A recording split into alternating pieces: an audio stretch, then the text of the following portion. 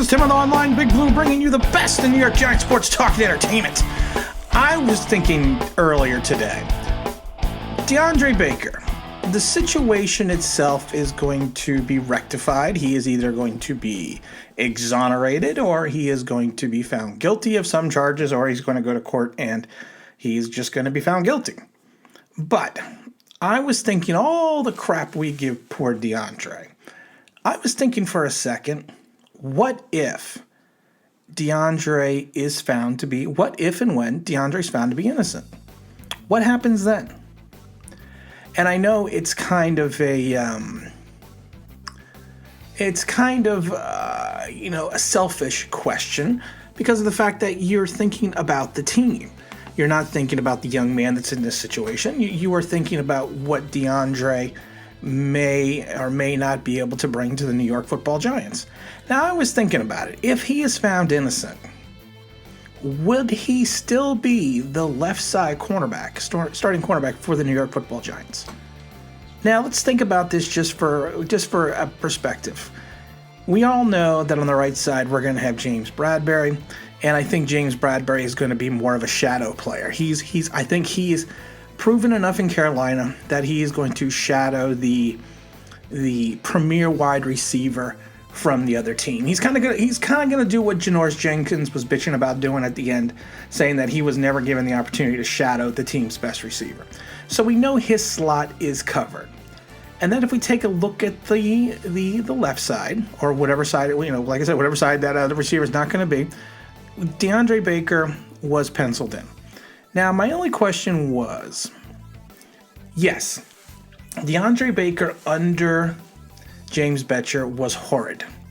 Now, the stories have come out about the scouts saying that he fell all the way down to 30th because of the fact that he is, he's entitled, he's immature. Some scouts said he was dumb as dirt. And I think in some ways he proved the immaturity by not knowing his playbook, not listening to the veterans on the team. We know what the whole crap was in 2019. But then my question is, in 2020, was he going to be solidified as the starter on the other side of James Bradberry? And I thought about it for a minute, and I was thinking, well, you know what? If we take a look, Sam Beal will probably be backing him up. Sam Beal, of course, took 2 years to get on the field, and when he got on the field, he kind of looked like a guy that took 2 years to get on the field. I mean, that's just plain and simple. But he had moments in certain games where he actually played well and efficient. Can that translate entirely into a 16-week season? I don't know. I'm not sure, but I would be curious to give Sam an extra opportunity, to try to win that starting job. The same with Corey Ballantyne. Corey had the issue, of course, coming in with, getting shot and having his friend being murdered. So, and plus he was like a 7th round draft choice. So the other question is going to be, and Corey had some bright spots, but I think he had more spots that would not be called bright. But again, it's a guy that comes from a smaller college coming into the NFL, and he held his own at times. So my thought process always was before the alleged robbery, I was thinking that Baker was not going to be a shoo-in to that starting spot, that he was probably going to have to compete with both Beal and Ballantyne. Plain and simple. I mean, like I said, I think they have the talent. And then if you take into the factor that Grant Haley is also on the team. Grant had some interesting games as well, and I think a lot of it has to do with the Bettcher system. It was a very complicated system. I hope Patrick Graham's going to come in, simplify things, and get back into more of an attacking defense. He's kind of did that in Miami, but he lacked the personnel. So hopefully he has the personnel with the New York Giants to do what he wants to do. But Grant Haley, I think, is another person that could potentially fill that starting spot on the left side corner. And then you think about this you also think for a second, with drafting Xavier McKinney, you are probably going to have a starting strong safety as Peppers, and the other safety, free safety alongside him, is going to be McKinney. We didn't draft him in the second round to not play him. So that means, what do we do with Julian Love? Julian Love, people seem to forget, yes, he did fill in at the free safety position. He took him a little while to get on the field, and I think that was a betcher. But Julian Love coming out of Notre Dame was more of a slot corner. So he was never really playing in his true position. So I think that we may move Julian Love back to the slot corner position. And then to make things even more complicated, we draft Holmes out of UCLA. I'm not a big fan of Holmes. I hope he proves me wrong. I think that he could potentially be a liability in some of his man coverage. But like I said, I could be wrong about that. I've been wrong about many things before, but he is also another person that could potentially be competing for playing time. So my whole process was that DeAndre Baker was never a shoo-in to be the starting left side cornerback. I mean, that's just the way it is. There is too much competition on this roster in reference to the corner position to just say anyone outside of James Bradbury has a spot. And like I said, and I'm not talking about the safety position. I'm talking strictly about the corner position. Now, the other thing would be Baker is we all know that James Bettcher misused him. We did a whole couple videos about how Bettcher, even during the season, how Bettcher can use Baker as a zone corner when he is not a zone corner. He's a press corner.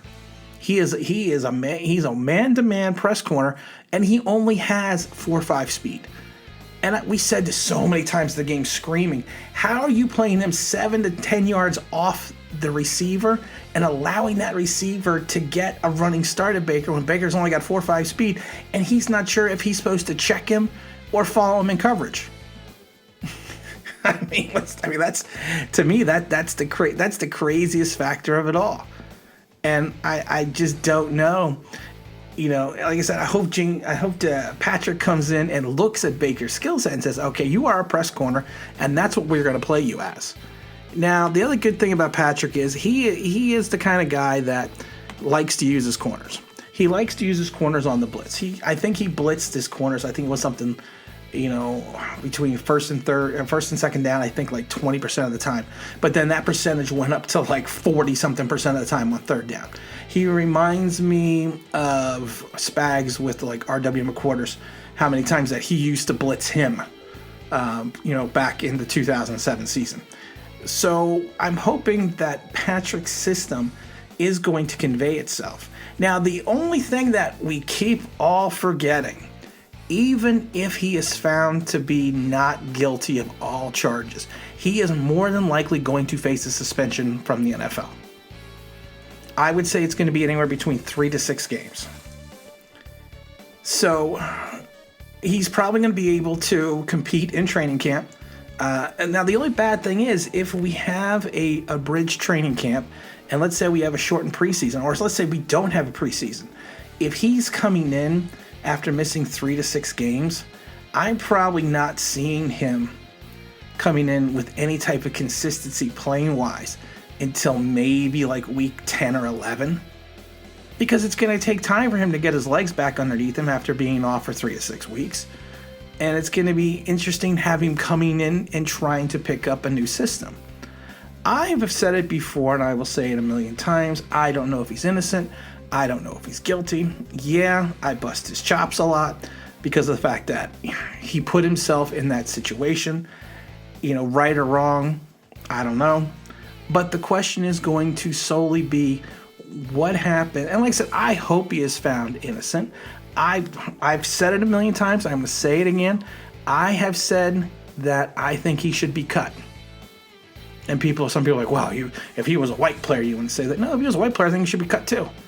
I think Aldrich should be cut as well. And he's Spanish. Or he's Hispanic. I don't know what his ethnicity is. I don't really care. Because I never really looked at players as black or white or anything. I think other people look at that. I don't.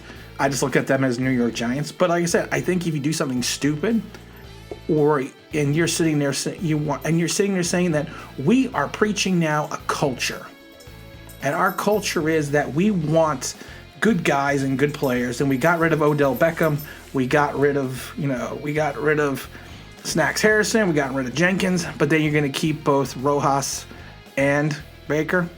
I don't see it. I don't think they're cutting him, but again, like I said, I do find it interesting if that is how he is going to perform if and when he is found innocent. And again, this is Tim with Online Big Blue, bringing you the best in New York Giants sports talk and entertainment. And as always, if you can if you could subscribe, if you could ring that bell, I think you know what that means. That would be awesome.